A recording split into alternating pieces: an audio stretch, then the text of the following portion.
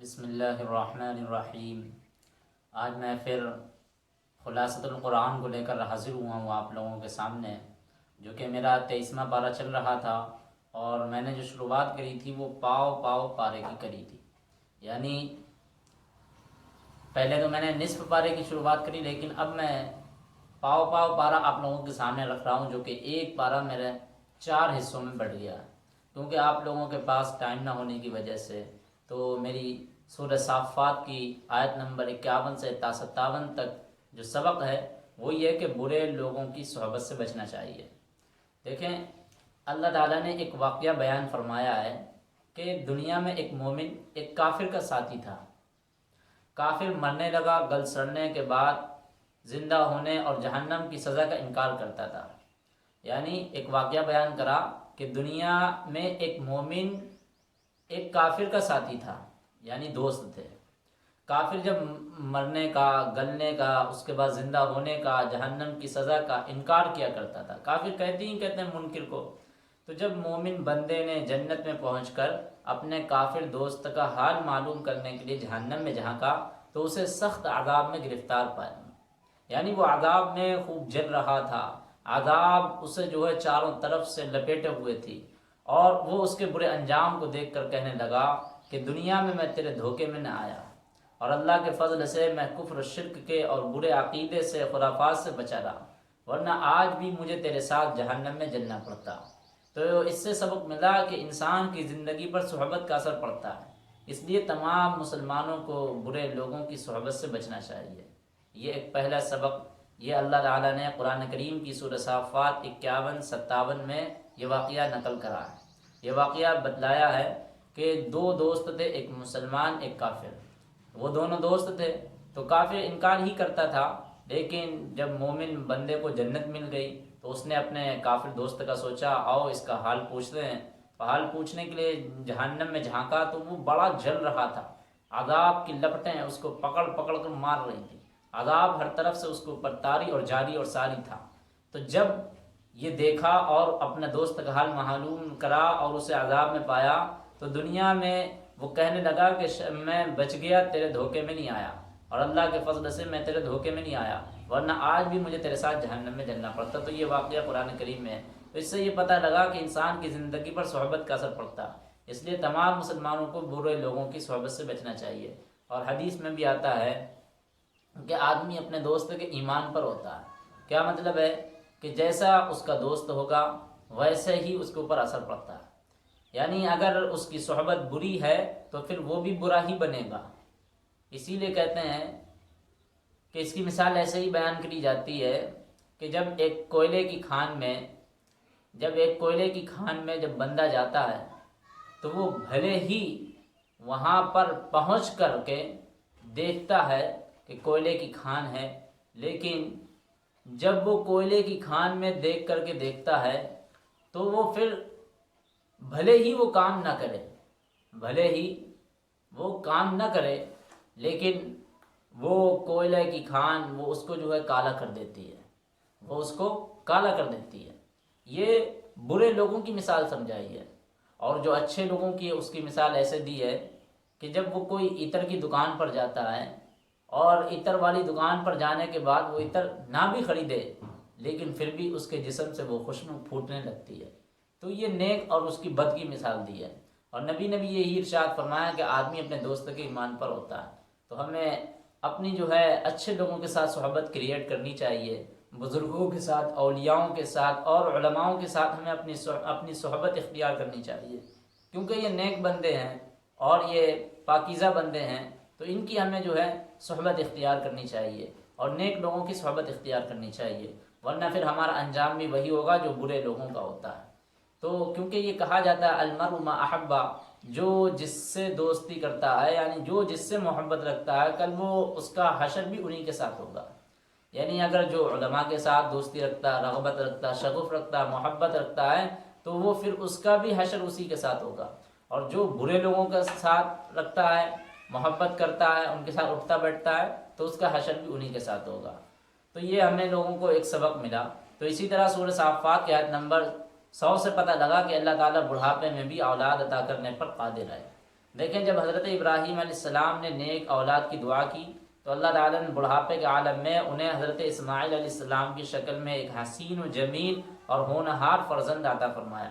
اس سے معلوم ہوا کہ اللہ تعالیٰ بڑھاپے میں بھی اولاد عطا کرنے پر قادر ہے، لہذا بے اولاد لوگوں کو اس کی رحمت سے مایوس نہیں ہونا چاہیے، بلکہ اللہ تعالیٰ سے نیک اولاد کی دعا کرتے رہنا چاہیے۔ تو مایوسی کفر ہے، مایوس نہیں ہونا چاہیے۔ اللہ جب حضرت ابراہیم علیہ السلام کو اتنی بڑھاپے میں اولاد دے سکتا ہے، حضرت عیسیٰ علیہ السلام کو بغیر باپ کے بھی بغیر باپ کے بھی پیدا کر سکتا ہے، نبی بنا سکتا ہے، تو پھر ہمیں کیوں نہیں اولاد دے سکتا ہے؟ تو ہمیں مایوس نہیں ہونا چاہیے، بلکہ ہمیں اس کی رحمت سے دعا کرتے رہنا چاہیے نیک اولاد کی خاطر۔ تو اسی طرح میرا جو ہے سورہ صاد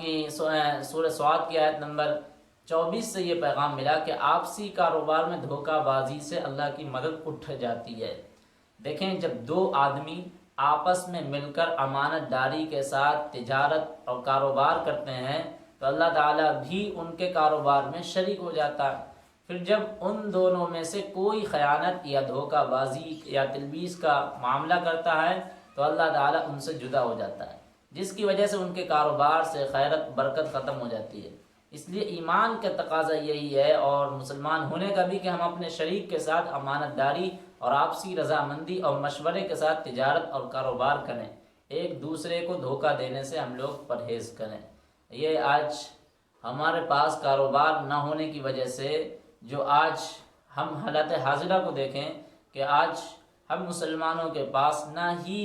معاشیت میں ہم کسی میں بھی شعبے میں آگے نہیں ہیں، کاروبار میں ہم پیچھے ہیں، ہر طرح سے ہر شعبے میں ہم پیچھے ہیں۔ کیوں کاروبار میں کیوں ہم پیچھے ہیں؟ کیونکہ ہمارے پاس دھوکہ دھڑی اور جو ہے امانت خوری اس طرح سے بڑھ گئی ہے کہ شاید اور دوسرے جو غیر مسلم ہیں ان کے یہاں کاروبار میں اتنا نہ ہوتا ہو، وہ بھی امانت دار بن گئے، لیکن مسلمانوں جن کو ملا تھا امانت دار بننے کے لیے اور جو ہے دھوکہ دھڑی سے بچنے کے لیے، وہی دھوکہ دھڑی کرنے لگے تو پھر اللہ نے ان سے ان کی تجارت کو چھین لیا۔ آج ہمارے پاس کوئی تجارت نہیں ہے، نوکری کرنے تک کے لیے بھی آج ہمیں نہیں رکھا جاتا ہے، اور اسی کی وجہ سے، ورنہ کہاں ایک وقت وہ تھا جب بڑے بڑے تاجر ہوا کرتے تھے، بڑے بڑے پیسے والے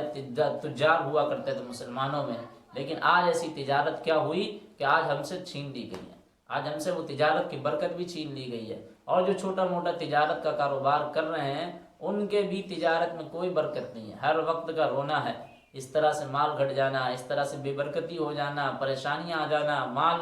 اور ہر طرح سے جو ہے لاس ہو جانا ہر چیز میں۔ یہ سب کیا ہے؟ کیونکہ ہم جو ہے کاروبار میں دھوکہ بازی کرنے لگے، ہم جھوٹ فریب سے کام کرنے لگے، مکاری اور ہوشیاری سے ہم کام کرنے لگے، جس کی وجہ سے اللہ نے ہم میں سے ہر کسی سے وہ تجارت چھین لی۔ تو جو آدمی اگر مل کر کے امانت داری کے ساتھ اور جو ہے امانت داری کے ساتھ اور وفاداری کے ساتھ اور جو ہے دھوکہ دھڑی سے بچتے ہوئے اگر کاروبار کرتا ہے تو پھر اللہ بھی اس کے کام میں برکت عطا کرتے ہیں، پھر اللہ بھی اس کو جو ہے بڑی جو ہے پوسٹ پر، بڑے عہدے پر اور بڑے جو ہے تجارت کے ذریعے پر یا اس طریقے سے جو بھی چیز ہو سکتی وہاں پر پہنچا دیتے ہیں۔ تو ہمیں کیا ملا سبق؟ یہی ملا کہ جب ہم دھوکہ بازی کریں گے اور جب ہم خیانت کریں گے، جب ہم امانت داری سے کام نہیں کریں گے اور مال جو ہے اپنا دھوکہ دھڑی سے لوگوں کے سامنے ایسے لوٹنے کا کام کریں گے تو پھر ہم سے وہ چھین لیا جائے گا، کاروبار ہم سے چھین لیا جائے گا، اور وہ کاروبار کیا ہو جائے گا؟ اس کی خیر و برکت بھی ختم ہو جائے گی۔ تو اس سے آج حالت حاضرہ کو دیکھیں اور ان باتوں کو سمجھیں۔ تو اسی طرح سورہ صاد کی آیت نمبر 26 سے یہ اہم سبق ملا کہ امیر یا ذمہ دار حق کے مطابق فیصلہ کرے اور نفسانی اور خواہشات کی پیروی نہ کرے۔ دیکھیں جس شخص کو بھی اللہ تعالیٰ کسی جماعت یا گروہ کا امیر یا ذمہ دار بنائے، اس کی دو بنیادی ذمہ داریاں ہیں۔ پہلی ذمہ داری یہ کہ وہ حق کے مطابق فیصلہ کرے، دوسری ذمہ داری یہ کہ وہ فیصلہ کرنے میں اپنی نفسانی خواہشات کی پیروی نہ کرے، کیونکہ نفسانی خواہش کی وجہ سے حق کے مطابق فیصلہ نہیں ہو سکتا۔ جو لوگ حق کے مطابق فیصلہ نہیں کرتے ہیں اللہ تعالیٰ دنیا میں ان کو سیدھی راہ سے بھٹکا دیتے ہیں، آخرت میں ان کے لیے دردناک سزا ہے۔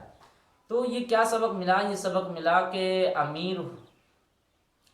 کہ اگر کوئی کسی جماعت کا امیر ہے یا اس کا ذمہ دار ہے اور یا اس کا کوئی جو ہے وہ یا اس کا جو ہے ذمہ دار ہے یا اس کا جو ہے امیر ہے یا اس کا جو ہے پریزیڈنٹ ہے، تو اس کی ذمہ داریاں ہیں۔ اس کی دو بنیادی تو ذمہ داری یہ ہے کہ پہلی ذمہ داری ہے کہ وہ حق کے مطابق فیصلہ کرے، دوسری ذمہ داری وہ یہ ہے کہ فیصلہ کرنے میں اپنی نفسانی خواہشات، اپنی جو ہے دلی آرزو، اپنی دلی تمنائیں، اپنی ذاتی نفعات، اپنی ذاتی جو ہے ذاتی فائدے کی بنا پر فیصلہ نہ کرے، کیونکہ نفسانی خواہش کی وجہ سے حق کے مطابق فیصلہ نہیں ہو سکتا۔ تو جو لوگ حق کے مطابق فیصلہ نہیں کرتے، اللہ ان کو کبھی بھی سیدھی راہ پر لاتے ہی نہیں ہے، اور آخرت میں ان کے لیے بڑا دردناک سزا ہے۔ تو یہ ہم کو سبق ملا قرآن کریم سے کہ ہمیں جو ہے اگر کسی بھی ذمہ داری کا ہمیں اگر عہدہ ملا ہے، کسی بھی چیز کا، چاہے وہ ہمیں پڑھانے کا عہدہ ملا ہو، چاہے وہ ہمیں درس و تدریس کا عہدہ ملا ہو، چاہے وہ ہمیں جو ہے سماجی یا اسی طرح سے کسی اور جگہ پر ہمیں اگر کوئی سا بھی عہدہ ملا ہے، تو ہم اس کو بخوبی حسن طریق کے ساتھ انجام دیں، اور جو ہے بہترین اخلاق کے ساتھ اپنے اس کام کو اختتام کریں، اور لوگوں کے ساتھ جو ہے خدمت ہم کریں، کیونکہ اگر ہم نے وہ ذمہ داریاں اپنی جو عائد ہوتی ہیں، اگر ان میں ہم نے دھوکہ دھڑی کری، اپنی نفسانی خواہشات کی پیروی کری، تو پھر یاد رکھ لینا اللہ ہم کو کبھی بھی سیدھی راہ پر نہیں لائیں گے، اور آخرت میں ہمارا ایک بڑا انجام ہوگا۔ تو اللہ کریم سے دعا ہے کہ اللہ تعالی ہم تمام لوگوں کو حق کے مطابق فیصلہ کرنے کی توفیق عطا فرمائے، کاروبار میں امانت داری کے ساتھ کاروبار کرنے کی توفیق عطا فرمائے، آمین۔